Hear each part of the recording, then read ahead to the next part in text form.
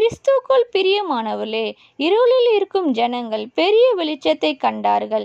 மத்தேயு 4:15.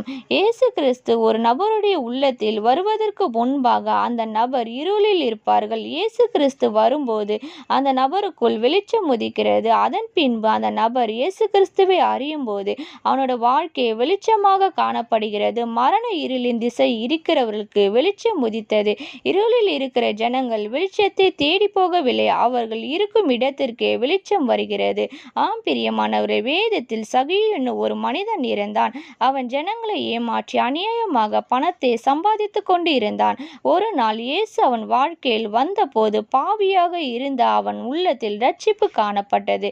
இந்த சத்தத்தை கேட்டுக்கொண்டிருக்கிற சகோதர சகோதரிகளை, இயேசு இழந்து போனதை தேடவும் ரட்சிக்கவும் மனுஷகுமாரனாய் வெளிப்பட்டார். தேங்க்யூ. God bless you.